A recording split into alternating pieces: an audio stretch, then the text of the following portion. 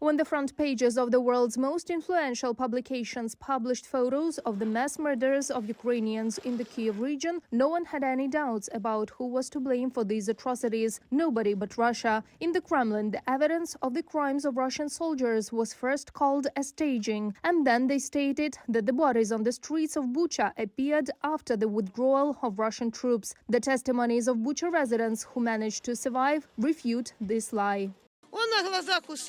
They shot his father in front of him. Also, the son's hand was wounded. The child fell. He was wearing a cap and a hood. A Russian soldier shot him in the head, hit the hood, and then my children came to take his body.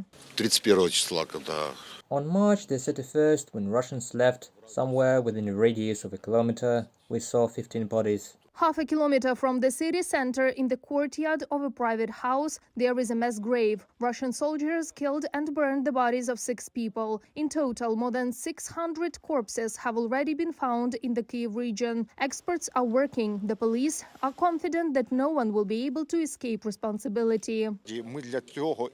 This is why we invite the media. The Russians will not be able to refute anything. After all, the 21st century allows people to record everything, even on a simple phone.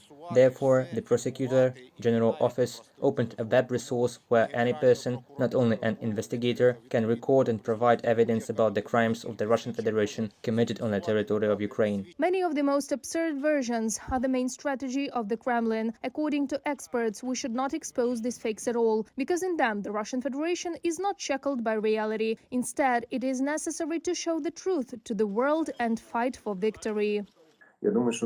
I think that the only way to convince the Russians is to do what they once did with the supporters of fascism in Germany. They need to be brought to Ukraine and organize tours for them. Moreover, they need to be involved in public works for dismantling rubble, for burying people, as once the Germans were taken to concentration camps. Nevertheless, Russia does not abandon attempts to evade responsibility. It blamed the Ukrainians for the massacres in Bucha and tried to bring image about the so-called provocation of the radicals to the UN for consideration. However, the Great Britain, presiding in the Security Council, refused to satisfy this demand. Reported by Marina Stepanenko, Danilo Kobza, UATV News.